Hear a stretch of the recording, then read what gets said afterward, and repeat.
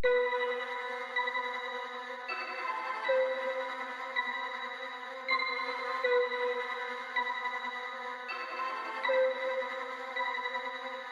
motivated, I'm gonna make it. I've been hustling so hard, I know you hate it. Supposed to be, I know you see. Before I leave, I'm gonna make sure you. All right, everybody, thank y'all for tuning in for another installment of Oso Lounge TV. I have my man here, Derek McKeith, who is just an awesome artist, and it's a pleasure that he is taking this time out to stop what he's doing to just have this live side jazz. God, this lifetime video chat, since we're on lockdown across the country with the coronavirus. We kind of sick and shut in, or just shut in. So I'm gonna stop talking. Derek, go ahead. Thank you for having this time. Thank you for inviting me to Oso Lounge. Thank you for having me here, my brother. Thank you for having me here once again. Yes. Before I go any further, the new single, if I don't say anything else, I do need to let everybody know that whoever's watching this video, if you have not purchased or if you have not seen the Uncorked movie on Netflix, that's a great movie to see. My frat brother produced it, and also Derek, who is my frat brother right here, is on that soundtrack. And his soundtrack, his single is blazing. It is blazing. Go ahead and tell us a little bit about that, about the single. And like I said, if you have not purchased that on iTunes or wherever you purchase your music, please go and download that song today. Yeah, definitely, man. I appreciate that, love, brother. It's called I'm Supposed to Be Here on the Uncorked movie soundtrack, along with a host of other fabulous, dope artists. My other frat brother, Anthony Johnson. You got Yo Gotti on there. You got Moneybagg Yo on there as well. The project was done by Hit Boy. Mm-hmm. You know what I mean? And it's fire because it's also showcasing a lot of unknown talent probably that you haven't heard that is on its way up to it and is needed to be listened to as well, should we say. Right. So yeah, the project all the way around is just dope. I was super duper happy and blessed to be a part of that. Man, well, hey, like I said, that when I heard that and you sent me the video, I had already downloaded the song and I was like, man, this is like fire. I heard it. I listened to it like about 3-4 times after I purchased it. So I was just like, man, this is something new. I mean, because this seems so, for those that are watching this video, Derek has a nice catalog, and I'm being modest. What did you say? You had like 239 songs? How many albums? How many real albums would you say that is? I have about 232 songs at about 26 albums. Golly. But I've only put out 4 albums. So like the big debate is, because in today's market, it's so very attention span lacking, should we say, that I've been hesitant to put out actually albums versus putting out singles or just leasing and licensing music for film and projects.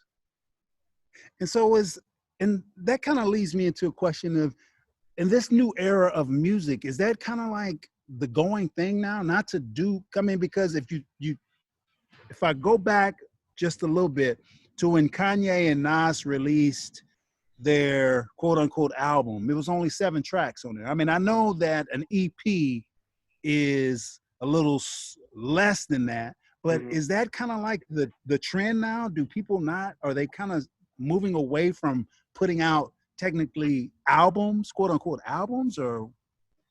I honestly don't know, and I'm going to be honest with you only for this and saying it because I don't pay attention to really what other artists are doing, and it's not like an ego thing or anything like that. Right. But for me, I've historically never been so immersed into other artists and what they're doing and what's being trending or anything like that. I felt like when you start doing that, it starts taking away from your own creativity. And then you start focusing on what other people are doing, what you should be doing. So Right. I listen to people. Don't get me wrong. I just don't know like what the artist trend is, Right. other than the fact that I know just my kids, yeah, and they'll flip through stuff, and I'm like, so you just play the verse and the hook. Right. Okay, cool. You know what I mean? And so I've even done songs where I've gone down from doing songs like three. I mean, just because I know the attention span is very different.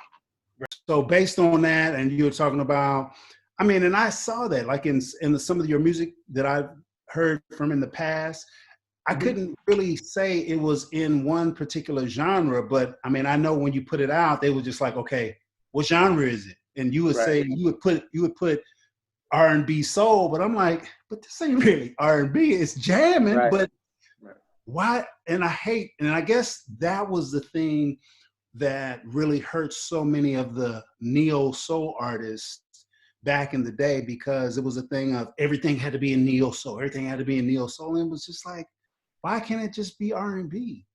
And so I think based on the conversation that we were having earlier, and man, I wish we had time where you could just just kick that knowledge again. But for the people that are Oh no, I have time. the people that are learning more about Derek McKeith, this brother is the most laid back, and he's not the braggadocious type of person. So the things of when I met this brother in Los Angeles many moons ago, and now after talking to him here recently, some of the things I never knew, this brother has grown up in the industry. Tell us a little bit about just your background and your family, and just share all of that. I grew up in the entertainment industry. Both my parents being in the entertainment industry. My mother was a famous actress. Her name is Sheila Frazier. My father, he was a music agent, the second black music agent over at William Morris Agency, right behind Wally Amos, better known to the world, famous Amos Cookies. Right. And so growing up, I legitimately have been, I can say honestly, in this industry my entire life. I haven't known anything else other than this industry. Although I have ventured into other industries just because the entertainment industry kind of just gets boring to me. Right.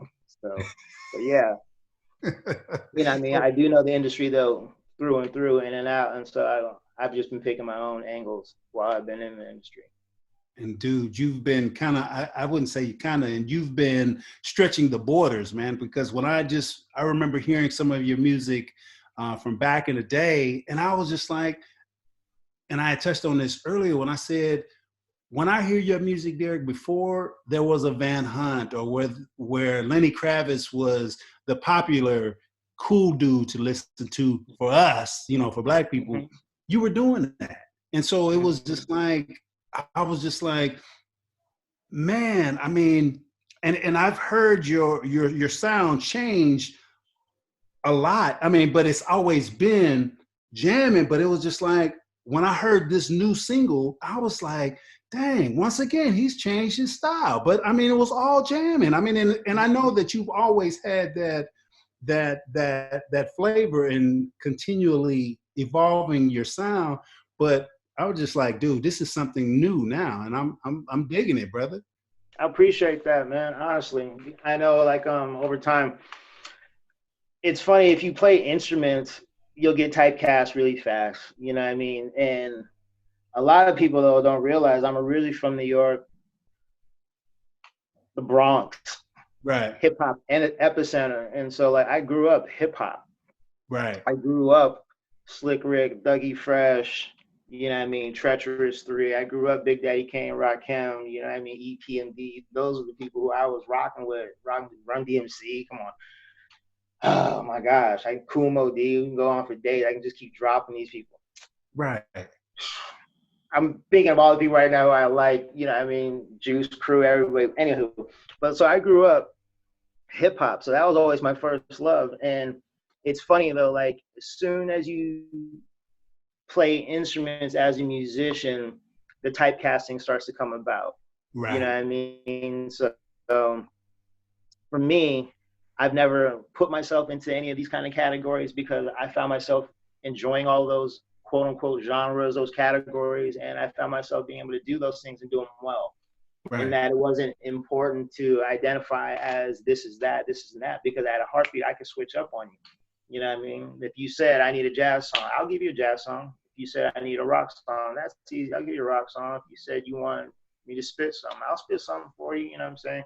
It's like I can do all that stuff because I've never constrained myself or confined myself to a genre. And so that's the reason Right. why every project I've ever put out, they never sound the same.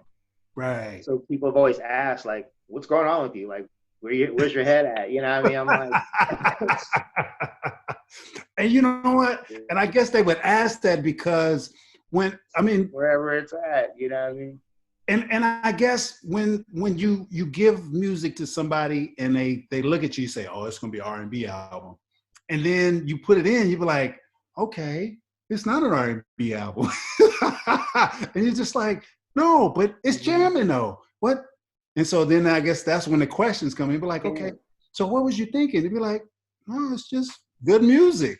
Why do I have to be thinking a certain way? Yeah. So, yeah. And it's true. Yeah, I mean, go ahead. but so tell me, it's glitching a little bit, so hopefully we can get through this. But tell me where you get your inspiration from when you're creating your songs. Is it life or, just what? Yeah, man. Inspiration comes from a lot of areas. And that's the funny thing too, man. When I was younger, I was averaging probably writing like 4 songs a day, like legit 4 songs a day, just like just writing. And I think because when you're young, your mind's all over the place and your feelings are Right. really growing as a person. So you're starting to Hormones. really express yourself. Exactly. Everything's going on. You're like, you're just writing, you know what I mean? Creating stories and stuff like that. And you're being super duper creative. Now, when I make music and when I write, I do it with a purpose. You see what I'm saying? Now the need to just constantly just make music just to make music is not there for me. Now I'm more into enjoying myself and my life and actually kind of just spending time having that peace of mind. You know what I mean? Not having to. I have a catalog, should I say, that spans generationally, sonically. You know what I mean? Like a lot of songs that I put out at periods of time, most people didn't realize I had already written those songs 5-7 years earlier than that. They just, I don't want to say ahead of the curve, but I've always been ahead of myself. Right. And so even when I would sit down with executives back in the day, they would always tell me like, man, you're ahead of yourself. And I would always ask, like, what do you mean I'm ahead of myself, right? Like I proposed a song, and this is my group, Outkast, but I proposed a song to years ago to an executive over at Sony, you know what I mean? That was funky, rocky, you know what I mean? And they shot it down. They said, no, it's too out there. You're too far left. This was always what they would always tell me. You're too far left. You're too ahead of yourself. Da, da, da, da, da, da. What? A year later, Hey Ya drops. Hey Ya drops a year later. And that same executive hit me up on something like, hey, man, I remember I told you a long time ago that you were kind of out there, man, but maybe you're not so far out there. And I was just laughing to myself because I was like, man, that song that I even proposed to you, I wrote that song so many years ago. And now this stuff is finally hitting. You see what I'm saying? So the stuff that's been going on even now, the musical, I've been doing this stuff for, I don't want to age myself, but I've been doing this stuff for a long time. When I first discovered this kind of sound when I was at Southern. Wow. You see what I'm saying? Like I was at Southern when Mystical dropped his demo, put it that way. Okay. So that's some time. So like I was hearing that Southern sound coming down. And honestly, at the time, I couldn't take it. I could not take it because to me, and usually I'm very open to music. Right. I couldn't take it because I felt like I went into a time warp. Right. Because at the time, they had this joint, and it became actually, and this is the funny part, it became actually probably one of my favorite songs. It was a song called Jubilee, Jubilee Y'all, right? Yeah. You know, all right. Jubilee Hall, do the Jubilee Hall. Yeah. Yep. We made that. Yeah. Thank you. You know what's up. You know what's up. Right. So I'm on Southern University's campus, and I'm driving. I'm not driving. My cousin is driving, and I'm sitting as a passenger seat. And it was like every song I would hear on the radio had a throwback hip hop beat. You know what I mean? So they would use that Peter Piper beat under everything, which was that bounce. Mm-hmm. Right. Right. And I was kind of like, wow, man, maybe like, and then they have song, you're bumping right, it's all right, boom, boom, boom, boom, boom, boom, boom, boom, boom, boom, boom, boom, boom. So every song had this kind of southern jazzy swing over early 1980s hip hop breaks. Right. I felt like as a New Yorker, it was such a time warp for me. I'm like, why are they playing these songs, Peter Piper on the radio on, like, not back in the day radio, but today's radio. Exactly. Like this song just came out. They run this song back to back. So it was driving me crazy. But when I would leave and come back for, spring breaks or something like that, I was noticing that sound was completely amiss from East Coast and the West Coast. Right. And I was watching how the crowd would react in the parties. And then when I would hear elements of that back at a party back on the West Coast, I would start freaking out and doing these Southern dances that nobody knew what was going on. I'm doing What's wrong with this dude? I'm doing this. Right. Wait, I'm going at it, you know what I mean? Right. And all these dances and all these things are happening now, today. They've all become popular. But this was going back in the 90s for me. And I was like, man. And I remember sitting back one time kind of like, you know what? This is going to break. This is going to break worldwide. And this is going to become a norm. And I told some people that, and they looked at me like I was crazy. They said, you've been around the Bama's too long, okay? And I was like, bro, first off, we're not Bama's because I'm in the swag. I'm in Louisiana, you know what I mean? So that's not what's happening. I said, but you're going to see it, you know what I mean? Right. Sure enough, a couple years later, No Limit comes out. Cash Money comes out.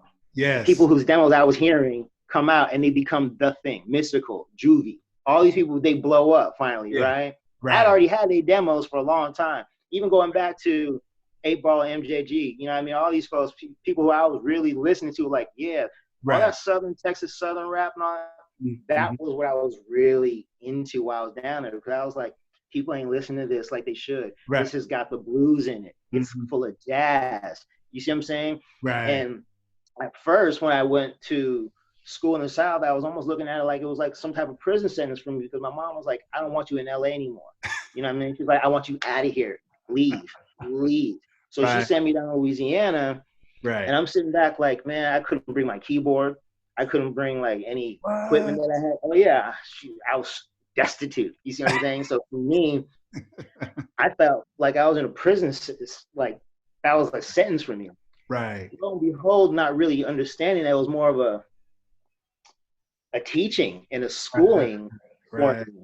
Really understand, like, wait a second, the world is a lot bigger than the East and the West. You know what I mean? And it's really about what's in the middle. I hope my boys hear that. I hope my boys hear what you're saying right now. Because as a native New Yorker and somebody who basically grew up on the West Coast, I am telling you this. It is all about the middle. It's all about what's in between the buns. Right. And there was so much musicianship going on in that hip hop. Right. I love with it. And I said, you know what, the world will eventually fall in love with this because there's so much. A drummer can get off on those triplets because those triplets were cracking back then. When I came back and I was doing triplets on my MPC drum machine in the 90s, all my friends were looking, they were like, dude, what are you smoking? No, serious, because it wasn't on that. Right. You can play only like with drums, you know what I mean? It was on some. Right. It was different. It was foreign to them. It was foreign to them, but I was experienced to the Southern band now. You see what Right. I'm saying? Uh-huh. Some of my suite mates, they played in the band. So they would sit there and practice their drum rolls, and it was triplets. It was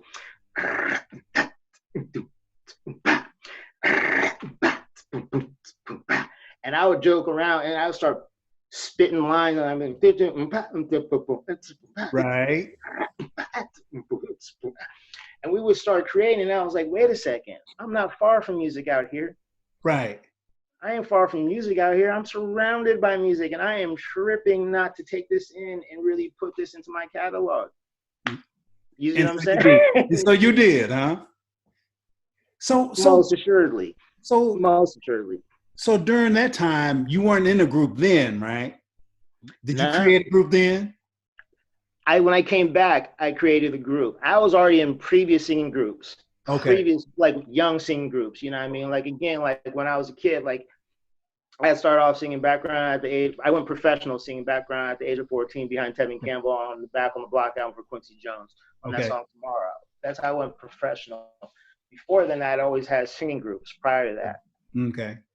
And I think those were really my honing grounds, we say. Stomping grounds to really get right. going. By the time I got back to them, I felt like I had grown sonically as a musician because now I started to hear a whole lot more. I heard the scope of music, you know what I mean? East, west, south, north. You see what I'm saying? Because there was people I was surrounded with who were coming from up north, like Missouri area, coming down through Chicago, coming my way Detroit, coming down through Texas, coming to Louisiana. You see what I'm saying? Right. And then I'm hanging out with people who are from all throughout the South, Florida, all the way over. You know what I mean? Right. And then you got that line that shoots over to Virginia. So you're catching the wave of everybody from bringing their own energy there. You see what I'm saying? And it makes you truly respect music as the whole. You see, as it is. So when I got back, I was on some real, like, yeah, let's get this popping. Let me find a few people who were really about that, and let's go. Right. I'd already grown up with Damon and Tony. We had already grown up, you know what I mean? We'd always sang back in the day. So when I came back, though, my mindset was way more serious about it because I knew, first off, I was away from my machinery for a while. So when you get back, you're like, my baby, you know what I mean? It was literally like the same. You're coming back, you're like, my baby. And you can't pull yourself off of it because now you're like, mad scientist. Was like, I haven't been able to touch you for a year and plus and some change, you know what I mean? So when I came back, I was on one. I was definitely on one. So you just immersed yourself in the lab for a long time then, huh? People didn't see me.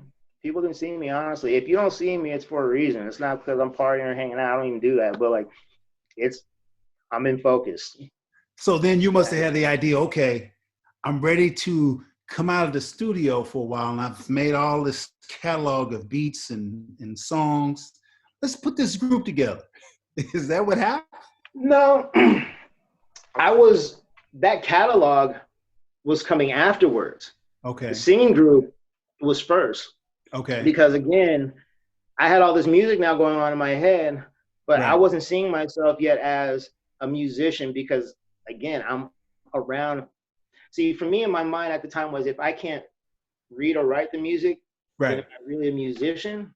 You see what I'm saying? And that's the naivety that you have sometimes in the world of music. Like, if I can't read or write, does this qualify me to, you know what I mean? But yet you have some of the greatest who couldn't read or write. They just felt that and they just played. Jimi Hendrix couldn't read or write. He played it though. You see what I'm saying? Exactly.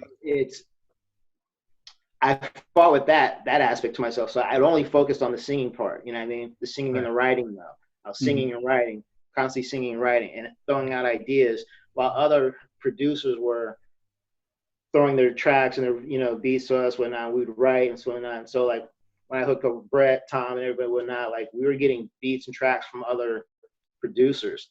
Right. We would just write to that stuff, you know what I mean? And then we would go in. And then Brett and I started getting really experimental where we started doing beatbox tracks. So I would just bust beatbox, you know what I mean? And then he would bust over them and just flow over and whatnot. And then we'd loop my beatboxes, you know what I mean? But really those beatboxes were my ideas for actual tracks. What? You know what I'm saying? So I was just like, boom, boom, boom. And so I would go back with those beatboxes I had done and actually create the actual beat and then embellish over that. But for me, in my head was like, let me get this beatbox out. You see what I mean? That's the hip hop side of me. I was like, let me just get that music out this way. If I don't have the actual instruments in front of me, I can still get it out this way. Man, so I'm seeing the progression just of you telling me all of this stuff and you just growing up around music, then coming to Southern, getting immersed in a different style of music. You know, here is this East Coast kid living in West Coast. Then he's taken out his element, move to the South, go to school. You're just like, what in the hell am I doing? Then you start learning all of this. I mean, it makes you who you are today, you know, because it's kind of like, you learn this bounce, this jazz, all of this here from the South, but you know, you were an East Coast kid on the West Coast, so you know, you had the best of both worlds there. And then when you came to the South, it was just like it completed who you were as an artist, and you're putting it out in your music today, and that's awesome. So and I see now when we had the conversation earlier where you kind of say you don't like to be categorized by a genre, and there was some Derek was giving me some deep knowledge. It didn't make the tape. I wish it did. But I could tell it again, man. It's we were having the discussion earlier, and I was explaining how the insertion of genres in music was really another form of segregation, and it was meant really more so to kind of keep the people away from each other. If you go back and look at a lot of the festivals of the 60s, the ones where you see masses of people, hundreds of thousands of people together, you know what I mean? You had your Monterey Pops, your Woodstocks, you know what I mean? There's many other festivals that have taken place overseas, Isle of Wights and stuff like that. You had a whole lot of stuff going on. And what you're noticing on those festivals is that there was, quote unquote, all these artists from every other genre in the world, all on one stage, and nobody cared. Nobody thought about it from that perspective. Nobody was sitting there thinking, this person's, you know what I mean, Sly and the Family Stone, they do, you know, R&B, soul, funk, you know what I mean? But Hendrix is over here, he's doing acid blues, you know what I mean? Like, seriously, blues, you know, right, jazz, funk, rock, you know what I mean? And then over here you have Ravi Shankar introducing the America to the sitar, you know what I'm saying? And then you'd have Sha Na Na on stage. You know what I mean? I only knew Sha Na Na from the TV show. Didn't even realize until when I was a kid and I watched them on Woodstock. I was like, wait a second, that's Sha Na Na. My dad was like, yeah, they're huge. And I'm like, what? I thought they were just a TV show. Yeah, so you started seeing all these people and they're on stage and you're like, how is this possible that this audience, and that's why the Coachella is successful, because it breaks that whole concept of this has to be a genre thing. You know what I mean? It's really about the energy that gets put out there through the sound waves. That's really what dictates music. You know what I mean? It's not about genres. Literally, if you take an instrument out of every single genre and transform that instrument, it'll be the next genre. If I take an electric guitar, take off the fuzz, distortion, and just play that thing clean, it'll come up jazz, it'll come up soul, R&B, whatnot, you know what I mean? It will come up something different. You see what I'm saying? If it's so universal. It's all in how the instrument is reflected, should we say. That's usually why people identify with certain genres. Country is the blues. Right. Like, let's not be stupid. Let's not pretend, let's not play like that ain't the case. It's got other elements, you know what I mean, into it, but really, if we're being technical, it's the blues. It's storytelling, right? It's based out of the same chord structure. You know what I mean? And if you know chord structure, then you can easily identify what a genre really is. You see what I'm saying? Rock and roll is the blues. Thus, when the Smithsonian hired me to teach about the history of rock and roll to thousands of these kids, and you break these things down literally by one instrument begets the next instrument begets the next genre. You see what I'm saying? When you start to show these kids that they identify you, music's identity is literally now, like, you can wear certain clothing and you'll be identified that you listen to this type of music. You see what I'm saying? So music almost creates a level of classism through genre. Now eliminate that whole genre scope and just let musicians play.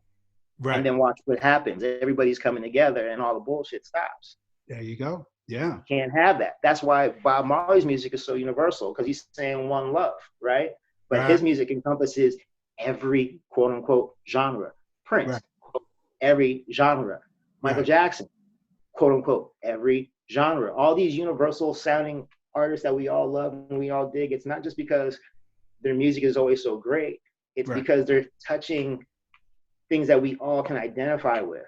Right. With those little nuances. I have friends who are straight up metalheads, Right. straight up hardcore metalheads. But if you play some Stevie Wonder, they get busy. Stevie Wonder is like the funkiest thing to them in the world. No, I'm serious. And I'm Right. talking about these are heavy metalheads, white kids who just banging their heads. If I put on some higher ground, dude, they will. Yes. I mean, they're in there, dude. They're into that. You see what I'm saying? Like, Yeah. Stevie is another universal artist because they know every genre can play a Stevie song. Every genre can play Michael. Every genre can play Prince. Every genre can play Bruce Springsteen and Madonna. Technically, if you really want to pull back, you see what I'm saying? So once a sound or once an artist shows how universal their music is because they don't put that genre constraint, Right. it's golden. That's the reason why I've always been compared to like the Princes and the Lenny Kravitzes because it's hard to really define them in Black music because they touch a lot of nuances that are very universal. It's not a color structure with them. It has no color identity. It's music. That's the reason why one album sounds like this, another album sounds like this. You know what I mean? I literally have been doing albums geared to what people have asked me that they wanted to hear from me. No BS. A lot of it is music I've already done, and it's all me, so it doesn't bother me if they say, "Oh, I want a rock song. I want put out a rock out, man. You should do this." Okay, cool. I got mad rock songs. You should put out, hip hop out. I would love to hear what you do. Cool. Been stacked up on, those kind of songs. Whatever you want, dude. It's literally that easy and transparent for me. So. Because I thought that when I can't remember which album you had the what do you call it? The Boa. Yeah. The Boa. That was my first project, and I put that out.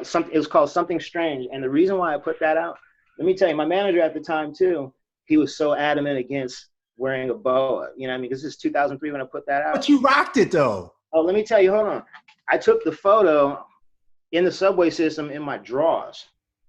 The whole picture is literally a boa in my drawers, in some socks and some dress shoes. Oh gosh, so no. Oh yeah, that's the whole picture. I'll send it to you. The whole picture is that, and so like, and some sunglasses. You know what I mean? But my fists were like, "What's up?" You know what I mean? So the whole point of the concept was, if you saw the poster, it says, "How bold are you?" Right. So what I was trying to trigger, because everybody kept trying to say, "Oh, you can't do this. You know what I mean? You can't put an album out that sounds like you can't do this. You do this." If you listen to that album, it touches. I went through every genre on that one album just to let people know this is what to expect from me. Don't ever get settled and used to hearing something. I did that whole album in my garage, and it's so funny because I didn't even mix and master that project well at all. You know what I mean? But that album, but it's dope. That album set my career off. It took off. It actually had me as, like, I became Amoeba's Homegrown Artist of the Month. Right. All throughout the paper. I have still, to this day, I still have my section over in Amoeba Records. You know what I mean? For those who are on the West Coast, they know about Amoeba. So it still has, and I'm in the pop section. You see, I'm living part. You know what I mean? I'm in pop. So it's like that album was the setup, and that whole concept was really just to let people know this is something strange.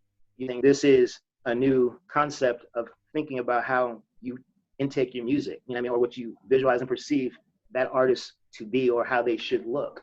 Right. Let me flip that whole perspective, and really what I did was I threw them back to the 70s. Right. You know what I mean? Like, shout out to the LGBTQ community and whatnot. They gave me a lot of love because they saw the bow, and for them they identify with me. But for me, I wasn't thinking anything like that. For me, I grew up. My mom, she was a Superfly. Right. I grew up seeing pimps and hustlers rock boas. Right. I grew up watching Jimi Hendrix wear a boa. Right. So that's really where I got the concept for the boa, was from Jimi Hendrix, because he would rock a boa. So for me, but you were rocking it though. But that was my way of trying to shout out the rock and roll aspect of it. You know what I mean? Like, that's the rock and roll. My fist ball up like that was like, like, I still throw these hands though. You see what I'm saying? Like, I'm still all about that game. You know what I mean? So like, don't push it. But then me dropping off and stripping down, like, 'cause I have no shirt on either. I'm just in my drawers. So for what that was, I mean, an artist wear this whole box that you're always using, having to see he has to dress or look a certain way. Mm-hmm. I'm throwing all that out there. So now you're just in my drawers. So what? Let me be really bold about this. I'm gonna go down into the subway system and sit on the platform and let my photographer snap away, standing in my drawers in front of the whole wide world. Subways just passing by left and right, and everyone coming out looking at me like, "What is going on?" I'm just like, "Yeah, how bold are you?" Right. But if you did that in New York, I'm sure you just blended in with the craziness that was already out there. I actually didn't do that though in New York. I actually shot that here in LA. So Wow. everybody was everybody was looking at. Really? Everybody was like, "What's going on?" Yeah, they really were. Yeah, they really were. This because I was downtown. So like, I was in Gang Central, not giving it. Damn. Oh yeah, I was just like, homie, I'm here. Well, see, that's what's up, man. And so that is kudos to, you know, what your artistry has done over the years. I believe that you have pushed the borders of what they've tried to do with the, you know, boxing folks in by certain genres. I think you have, and I believe that you've extended the borders of the genre so that people won't just say, okay, if it says R&B, or if it says soul, or if it says rock, you don't expect one thing or the other. You just let them do their thing. You know what I mean? Let them take it. Let them receive it how they're going to see it. I mean, I was having this conversation with somebody yesterday. I said, R&B is rhythm and blues. Right. So if it's got rhythm and it's blues, whatnot, that was where rhythm and blues came out, that concept. But the concept of pop, I said the goal for any artist, truthfully, is to become a pop artist. Right. I mean, and they told me I was crazy. I said, what do you think the term pop means? It just means popular. Right. Pop music is popular. We get in our minds that pop means bubblegum. Right.